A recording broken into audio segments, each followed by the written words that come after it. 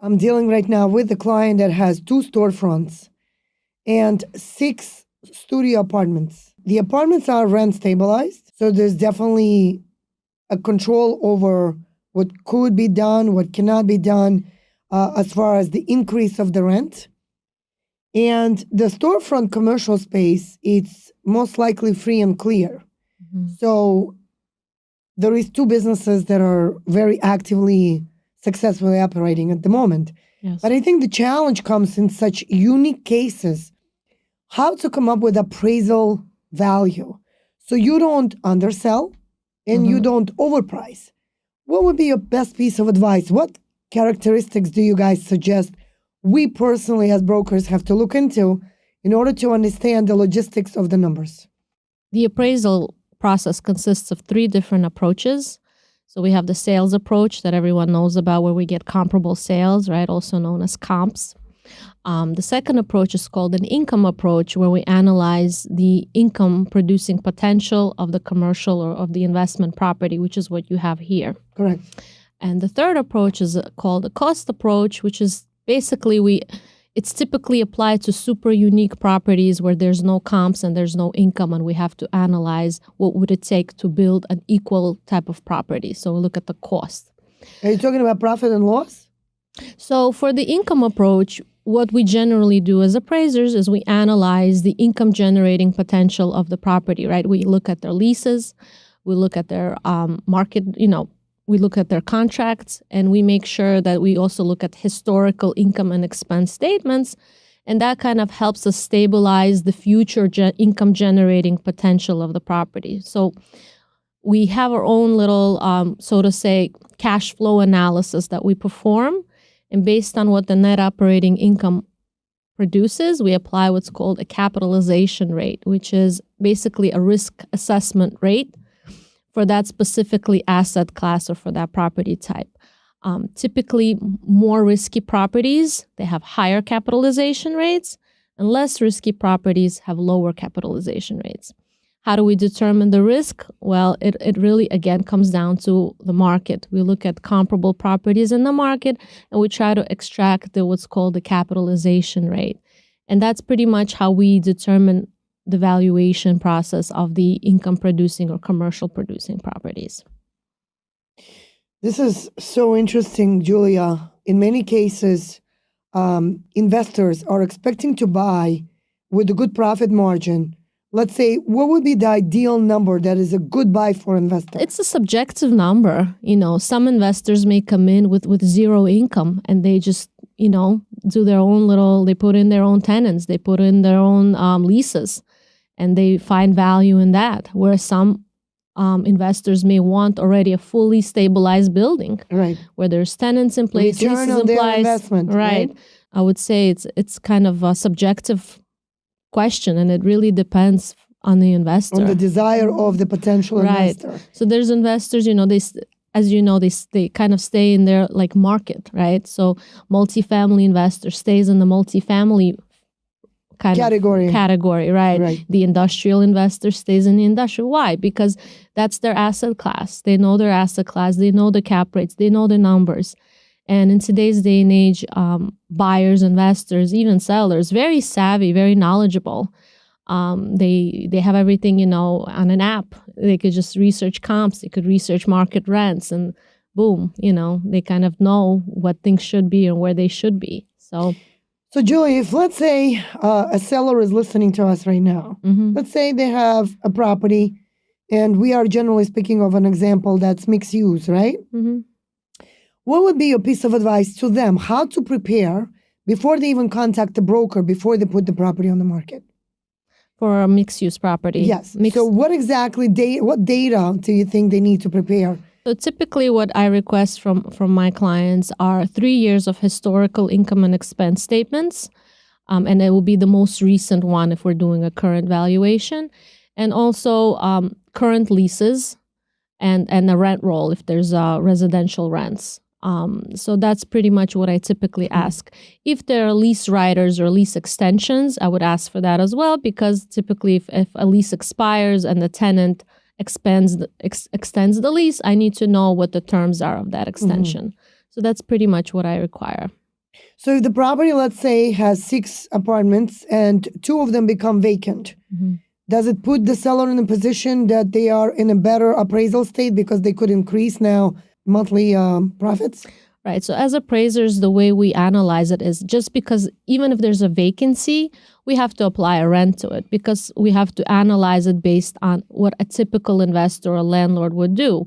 I've seen scenarios where multifamily buildings, a majority of them are owner occupied, right? The parents live in one unit, the siblings live in another, cousins, whatnot. And so it's an income property, but it's not generating any income, right? So what an appraiser would do in that situation is we would have to apply, unless there's rent regulation boards, but we would have to apply what's called a market rent. So what would that unit go for under current market conditions? We would have to apply market rents to those units to stabilize the building. Interesting.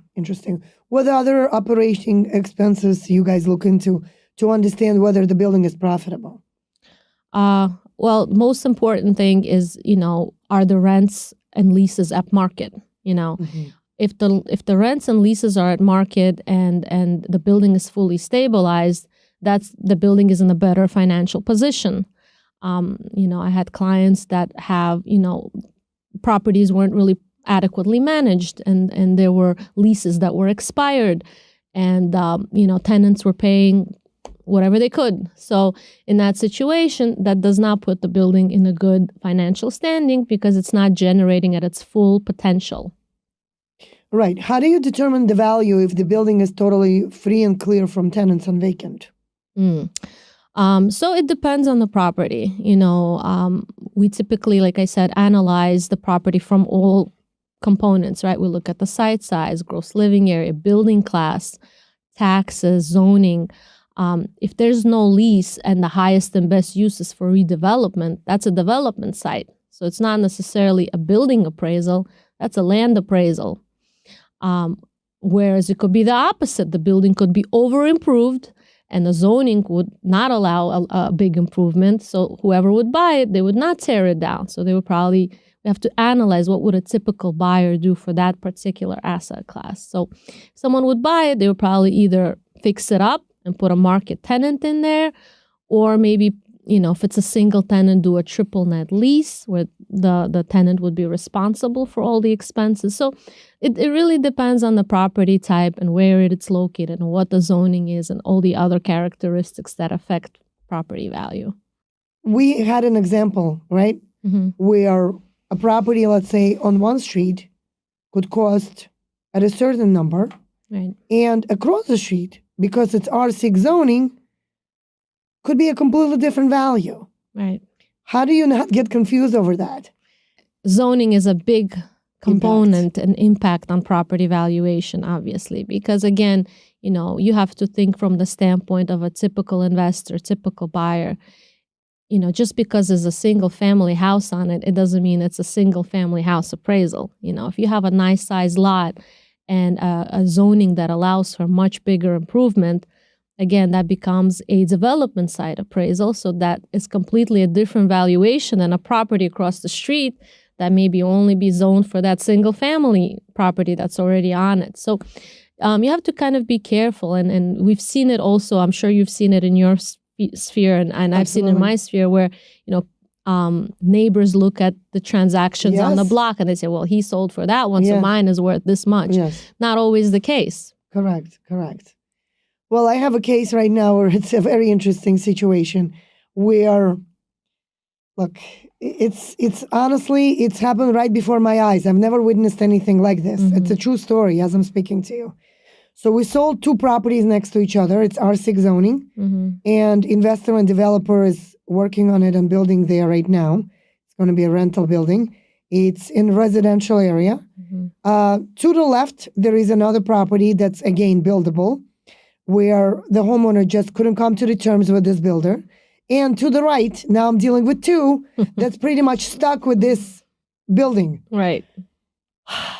When it comes to cases like that, you could tell my life was never boring, right? So a client calls me and says, Olga, last year when you sold these 2 properties, you offered me this much. I said no to you. Right. And obviously it's a huge mistake. Now I understand. can you bring this same investor back to buy my property? And you can only imagine the answer to that, right? Right. So they're never getting the same price.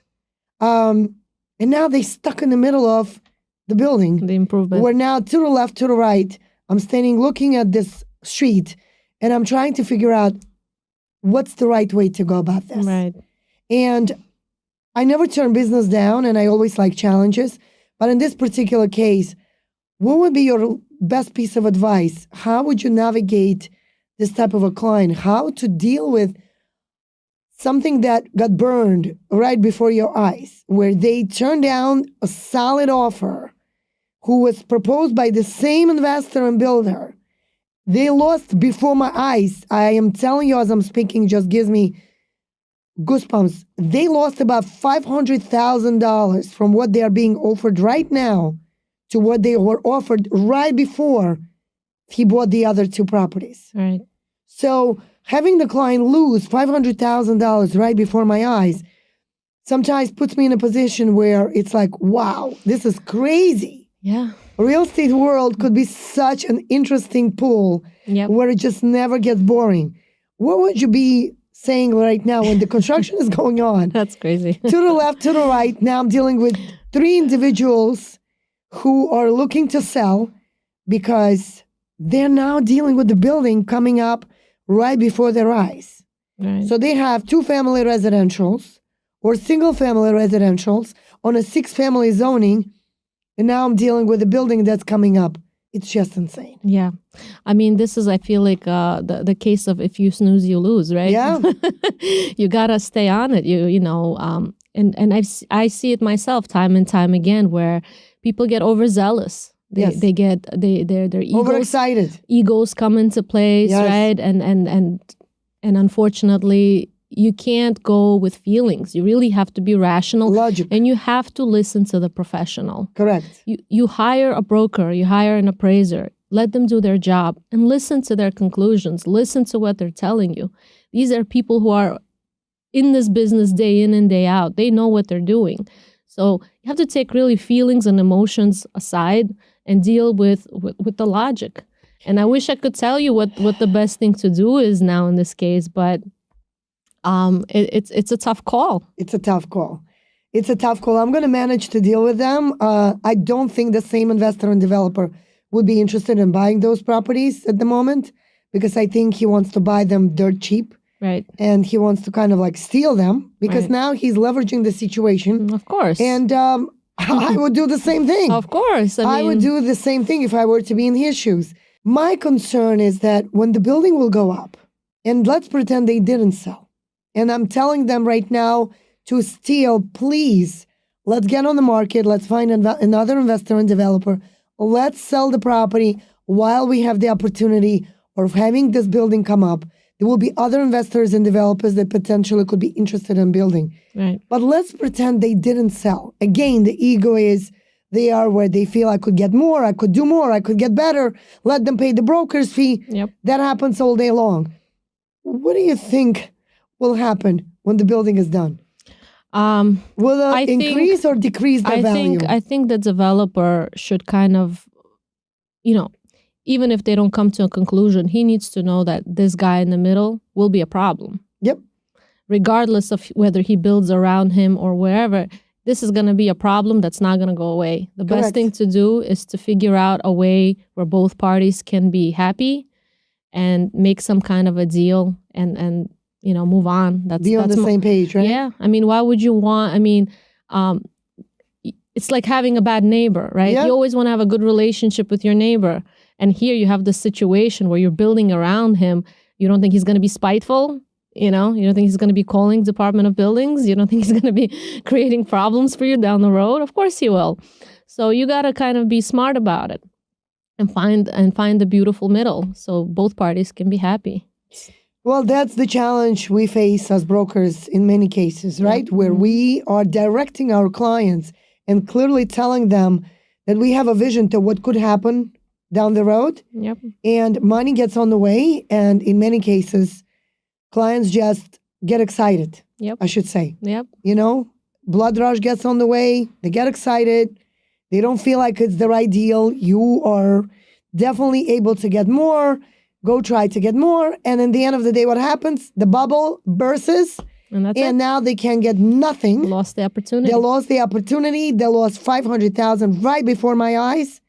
And it becomes very, very challenging. So we deal with this I've day seen in, this day myself. out, right? Yeah, I've had a similar situation where the client was, very emotionally invested. That's the word I can use, and just had a number set in their mind. And even though offers were coming in, close to that, but not really at that point, they said no, more, and then the bubble burst. happened, and guess what? Lost everything and Lost sold the it opportunity. probably for much, much less. Yes. And had no other choice, had to sell. Exactly. So, Well, I think real estate world is such a very interesting, very diverse, very challenging world where you can't put your brain to sleep, right? You have to constantly stay alert, have to constantly watch the news. Interest rates are growing. That affects investors on a very big scale. That affects the cost of building on a very big scale. A lot of builders right now are telling me, I have a lot of builders in the family. A lot of builders are telling me that right now it's not worth to buy a certain number. It's not even worth to buy the number that they thought of buying during COVID or prior to that. The numbers are coming much lower. Why? Because the cost of construction, the cost of building is completely different. Everything went up. yes. And their profit margins are completely on a different scale. Yep. So that's why we can't really follow the numbers to what was happening 2 years ago, 3 years ago, Yes. even to what happening a year ago. Right. So everything changes so rapidly all the time that I think that we have to stay very alert. We have to keep, really with the flow of how the market is performing and stay very, very up to date with all the changes. Yes. If you really need to move and you really need to sell and you really need to get rid of whatever the situation you're in right now, my best piece of advice would be to just move on. Move on, do what you have to do, hire the professional, do the best you can. Let us do our job. Let us perform the best expertise and knowledge into the place where it could then result into getting you top dollar. Interestingly enough, even living in New York City, we constantly have market that goes up and down, up and down, up and down. And our job is to really get the right buyer with the right terms that is ready, willing, and able to execute into a good contract that is going to be there all the way until the closing and will execute itself with a good positive outcome that would result in getting the sellers, money in the bank and them moving on with their life. Yes. Money is important, but I think timing is more important. Yes. And timing is so important that you don't want to be sitting in your property and really trying to catch every piece of every dollar, and then you're missing out on life. Yeah. You have to know your wins and your losses. Absolutely. So life gets on the way. The opportunities get on the way. There is so much going on in life that we need to just keep going. And Julie, I really thank you for your time today. It was such a very important conversation we had that was very significant. It definitely is a topic that will be doing extremely well, I'm sure, on YouTube channels for you and myself, where a lot of my clients will be watching. I will direct them all to make sure that they keep watching, get education, because as you know, I'm building a channel that is free. I'm taking my personal business and time into situations where I'm trying to pour my knowledge and invite very knowledgeable guests like you to really share your wisdom, your knowledge, your experience, and give this back to our communities for free. People can subscribe to our channels. People can watch. People can definitely learn so much from these episodes and really understand that all we need from you is just click the subscribe button, keep following, keep listening, and keep sharing with everyone you love. So at least one person could get an impact from this and really learn and make a difference in their life and hopefully impact their families and their bank accounts. Yes, correct. Thanks everyone for watching. We love you all. Thanks for staying tuned. Keep watching our episodes, and we have so much more to come. Thank you.